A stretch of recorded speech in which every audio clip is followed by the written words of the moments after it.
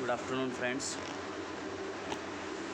हमने कल पढ़ा था कि भी किस प्रकार से जो फ्रांस के समय 1793 और 94 के बीच का जो समय रहा है तो उसको राइन ऑफ टेरर के नाम से जाना जाता है। इसमें माना गया था कि जो रोबोस्पियर थे उन्होंने किस प्रकार से जो है शासन को चलाने का प्रयत्न किया था, और उनके बाद हमने जाना था वो कि अंतिम समय में क्या उनको भी गिलोटिन के ऊपर रखकर उनको भी क्या फांसी दे दी गई थी।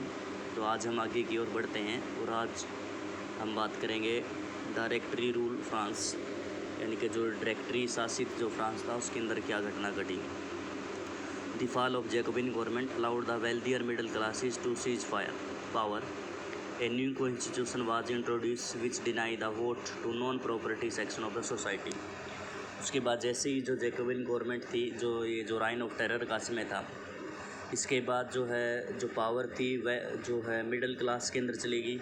आप कह सकते हैं वेल्थियर भी थे, यानी कि इनको कहते हैं संपन्न मध्यम वर्ग था, उसके पास सत्ता आ गई।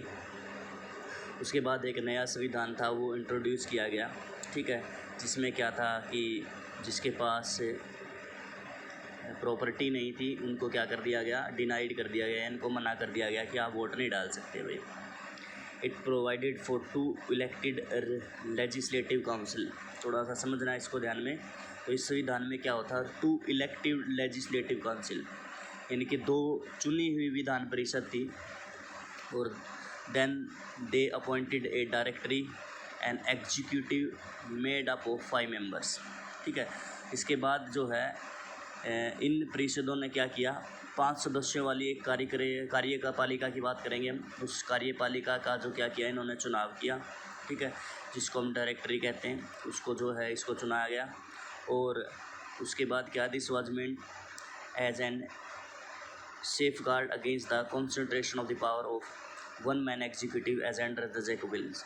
जिस प्रकार से जो सारी सत्ता थी जैकोबिन के हाथों में आ गई थी, तो उन्होंने इसको क्या, इसके विपरीत ये प्रक्रिया रखी गई, जिसमें क्या जो शासन का क्या कर दिया गया था, जो संकेंद्रण था वहाँ पर उसको विकेंद्रीकृत कर दिया था, यानी कि अलग अलग रूप से क्या कर दिया था, बांट दिया था। यानी कि किसी एक के हिस्से में आपको ये देखने को नहीं मिल रही, यानी कि पावर बांट दी। सबसे पहले क्या कर दिया अभी, 2 इलेक्टिव लेजिस्लेटिव काउंसिल, यानी कि 2 हम बात करेंगे 2 विधान परिषदों का चुनाव किया गया। उसके बाद ये जो परिषद थी 5 सदस्यों वाली एक कार्यपालिका को नियुक्त करती है, जिसको डायरेक्टरी के नाम से जाना जाता है भाई। However, the directors often clash with the legislative council, who then sought to dismiss them. हालांकि इसमें भी थोड़ी समस्या ये क्या रही, जो डायरेक्टर होते थे उनका अक्सर झगड़ा हो जाता था आपस के अंदर, जो हमारी लेजिस्लेटिव काउंसिल थी और जो डायरेक्टर्स होते थे, जो डायरेक्टरी हमने चुनी थी, तो उनके बाद क्या है कि उनके बीच में आपस में लड़ाई हो जाती थी। तो जो हमारा जो परिषद था जिन्होंने उनको चुना था, तो उनको वो क्या करती थी, बर्खास्त करने की अनुमति, मतलब क्या, बर्खास्त करने की चेष्टा रखती थी, हमको मतलब मांग करते थे वो।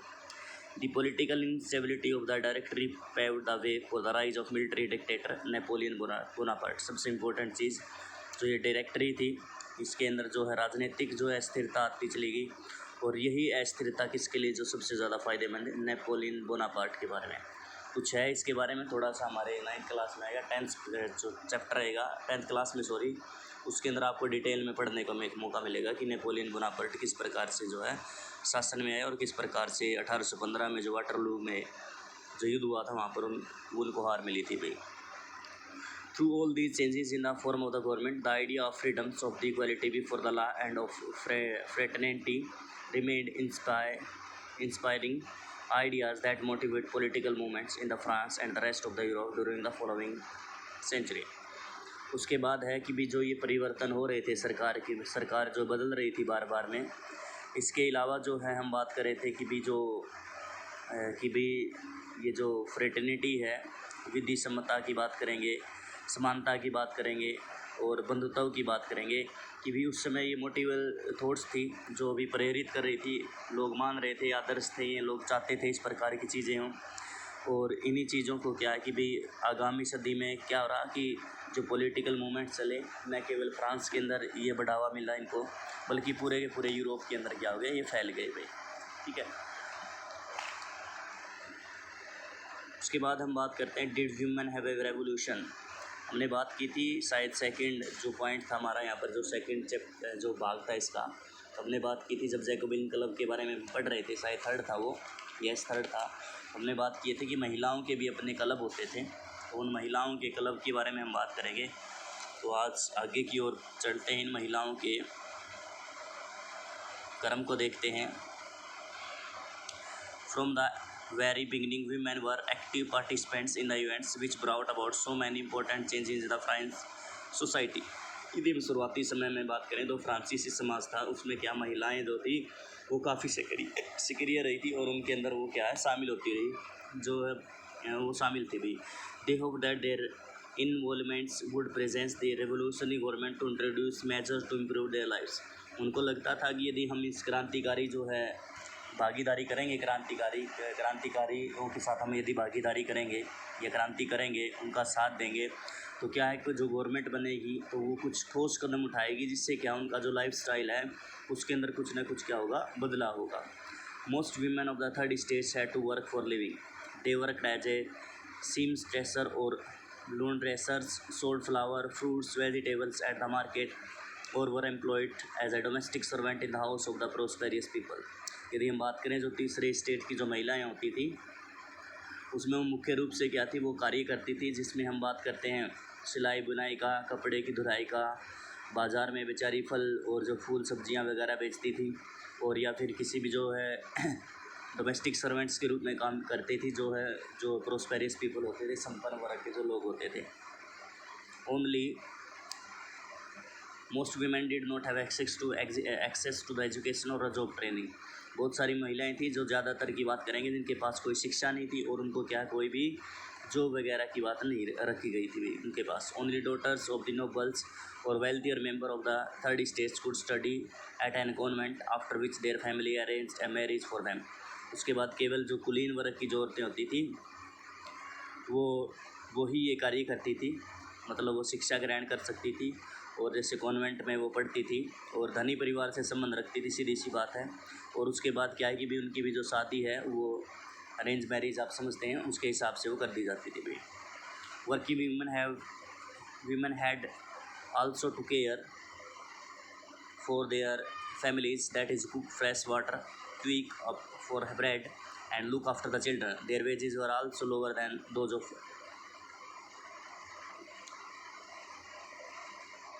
of men। उसके बाद क्या हुआ, आगे की बात जो है कि भी जो है कामकाजी महिलाओं की बात करते हैं, जो वर्किंग महिलाएं थी वो अपने परिवार का पालन पोषण खुद करती थी अपनी फैमिली के लिए, जैसे खाना बनाना वो भी कार्य करेंगी, वो पानी वगैरह लेके आना है, लाइन में लग कर पाव रोटी लेके आनी है, बच्चों की देख रेख वगैरह करनी है, तो वो तो सारे कार्य करती थी। और उनके बदले में क्या कि अगर वो मजदूरी का कार्य करती थी तो वो वेजीज थे उन बेचारों के, वो भी बेचारियों की आते वो काफ़ी कम थे वे। तो ये सारी की सारी मोस्टली मैंने समस्याएं बताई जो फ्रांस के अंदर थी। महिलाओं के संदर्भ में हम यहाँ पर बात कर रहे हैं। In order to discuss and voice their interest, women started their own political clubs and newspapers.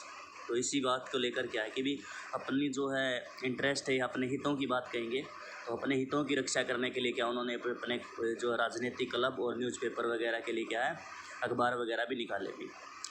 About 60 women's club came up in the different cities. यहीं पर क्या है कि भी हम बात कर सकते हैं 60 के आसपास वहाँ पर क्लब थे अलग अलग से फ्रांस में। The society of the revolutionary and the Republican women was the most famous of them. Mark कर लें यहाँ पर एक इम्पोर्टेंट एक नंबर का क्वेश्चन है। The society of revolutionary and Republican women जो नाम का एक जो है ये एक क्लब था जो महिलाओं का था और जो सबसे ज़्यादा फेमस था भाई। One of their main demand was the human enjoy the same political rights as the men's. तो इस जो ये जो बनाया गया था क्लब, इस क्लब की जो एक भी मांग थी कि भी जो है महिलाओं और पुरुषों को जो है बराबर रखा जाए, खासकर जो हम बात कर रहे हैं पॉलिटिकल राइट्स की जब हम बात करते हैं तो उनको एक समान नज़रिए से देखा जाए भाई। Women are disappointed that the constitution of the 1791 reduce them to passive citizens. तो उनको बहुत ही बुरा लगा कि भी वो उदास रही कि भी जो संविधान बनाया गया था 1791 में उनको क्या है एक पैसिव निष्क्रिय सिटीजन की कैटेगरी में रखा गया था। They demanded the right to vote, to be elected as assembly and to hold political office. Only then they felt would their interest be represent in the governments. उन्होंने मांग की कि भी उनको वोट डालने का अधिकार रखा जाए, उनको असेंबली में चुना जाए और पॉलिटिकल ऑफिस उनके लिए क्या खोल दिए जाएँ, तभी वो मान सकते हैं कि भी जो उनके जो हित हैं उनको क्या रिप्रेजेंट कर रही है गवर्नमेंट और उनका क्या है प्रतिनिधित्व की बात कर सकते हैं, क्या उनकी बात को मान रहे हैं भाई। In the early years the revolutionary government did introduce law that help improve to the lives of the humans. यदि शुरुआती समय की बात करें, क्रांतिकारी सरकार ने क्या है महिलाओं के जीवन को सुधार करने के लिए क्या कुछ कानून जरूर बनाए। Today together with the creation of the state school, schooling was made compulsory for the girls. Their father could no longer force them into the marriage against their wills. उसके बाद क्या किया गया, भी जो सरकारी विद्यालय थे उनकी स्थापना की गई। उसके साथ साथ क्या है कि भी लड़कियों के लिए सुरीली जो शिक्षा थी उसको अनिवार्य कर दिया गया भी आपको पढ़ना ही पड़ेगा। और उसके बाद है कि भी उनके जो फादर्स थे उनको अपनी मर्जी मतलब क्या उनकी मर्जी के खिलाफ उनकी शादी नहीं कर सकते थे। Marriage was made into a contract entered into the freely and registers under civil laws. Divorce was made legal and could be applied for by both women and men. Women could now train for jobs, could become an artist or run small business. उसके बाद क्या किया भी जो हम बात कर रहे थे कि भी अब वो शादी कर सकती थी, वो अपनी इच्छा से अपने मतलब शादी कर सकती थी। और ये बोला गया कि भी क्या है कानून के तहत क्या होगा कि भी उनको क्या कर दिया जाएगा, रजिस्टर किया जाएगा उनकी शादी को भाई, ठीक है। उसके बाद है कि भाई डाइवोर्स भी आप ले सकते हो, लीगल कर दिया गया, चाहे आप औरत हैं या चाहे पुरुष हैं आप उसके लिए अप्लाई कर सकते हैं। उसके बाद उनको क्या जॉब के लिए क्या किया गया, अप्लाई मतलब जॉब के लिए क्या उनको बोला गया कि भी आप जॉब कर सकती हैं, प्रशिक्षण प्राप्त कर सकती हैं जॉब के लिए। उसके बाद एक कलाकार बन सकती हैं, आर्टिस्ट बन सकती हैं और अपना खुद का एक छोटा बिजनेस भी आप कर सकती हैं भाई। तो सुधार थे तो प्रयास किए गए, तो हम कह सकते हैं काफ़ी अच्छी बात है ये। आगे की ओर चलते हैं। Women struggle for the equal political rights how ever continue. हालांकि जो पॉलिटिकल राइट्स की बात है तो ये जो संघर्ष था वो लगातार चलता रहा। During the reign of terror the new government issued laws ordering closure of the women's clubs and banning their political activities. जो ये समय रहा था, जो हमारा आतंक का समय रहा था, उस समय के अंदर क्या कि ये बोल दिया गया था, सरकार ने एक इशू कर दिया गया था ऑर्डर कि भी जितने भी जो महिलाओं के क्लब उनको ख़त्म कर दिया, बंद कर दिया जाए, उनके ऊपर बैन लगा दिया जाए और उनकी पॉलिटिकल एक्टिविटीज़ हैं सारी की सारी उनको बंद कर दिया जाए भाई। Many prominent women's were arrested and number of them executed. उसके बाद बहुत सारी जो महिलाएं थी बेचारी उनको गिरफ्तार किया गया और उनमें कुछ को जो क्या है फांसी पर भी लटका दिया गया भाई। Women's movement for voting rights and equal wages continue through the next 200 years in many countries of the world. महिलाओं के लिए क्या है कि भी जो वोटिंग का अधिकार था और उनको बराबर के जो है मजदूरी का जो अधिकार है उनको लेकर क्या है अगले जो है 200 साल तक की बात कर सकते हैं हम। ये जो है अलग अलग कंट्रीज़ के अंदर क्या है विश्व के अंदर वो मांग उठती चली गई, ये आंदोलन चलते रहे। The fight for the vote was carried out through an international suffrage movement during the late 19th and early 20th centuries. आपको कुछ याद होगा सफरिंग मूवमेंट के बारे में। ये जो मताधिकार आंदोलन की बात करते हैं कि भी ये चला था 19वीं शताब्दी के अंत में और 20वीं सदी के प्रारंभ तक ये चला, जिसमें हम कहते हैं अंतर्राष्ट्रीय मताधिकार आंदोलन कहते हैं इसको, जिसमें क्या है सफरेज मूवमेंट सीधा रिलेटेड है वीमेन से भाई। The example of the political activities of the French women during the revolutionary year was kept alive as an inspiring memory. It was finally in 1946 that women in France won the right to vote. उसके बाद क्रांतिकारी जो आंदोलनों के दौरान क्या हुआ था, फ्रांसीसी महिलाओं की जो है राजनीतिक सरगर्मियों को प्रेरक स्मृति के रूप में जिंदा रखा गया है। उन्होंने लगातार दबाव डाला सरकार के ऊपर और अंत में 1946 में क्या है फ्रांस के अंदर महिलाओं को क्या है वोट डालने का क्या मिला, अधिकार मिल गया था भाई।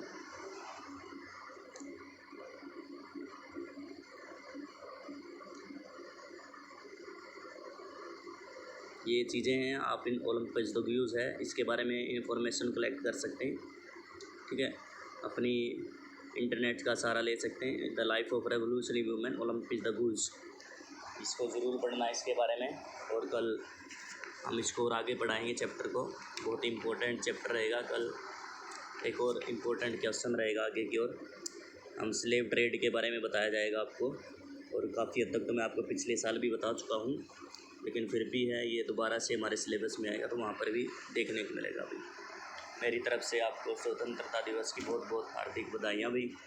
अपना आराम से स्वतंत्रता दिवस बनाएं भी, और कोई संकल्प लें जिसके माध्यम से क्या है कि भाई आप लोग ऐसा संकल्प लें जिसमें क्या कि देश के हित के अंदर हो, आप अपने आप को सुधार सकते हैं। ये भी देश के हित के लिए बात रहेगी, लेकिन फिर भी ये कोई ना कोई देश के लिए कोई ऐसा कार्य ज़रूर करें जो देश को आपको आगे लेके जाए, आपको तो लेके जाए, साथ ही साथ देश को भी आगे लेके जाए भी। दोबारा से मेरी तरफ से आप सभी को हार्दिक अभिनंदन है, आपका हार्दिक बधाइयाँ हैं आपको स्वतंत्रता दिवस की भाई।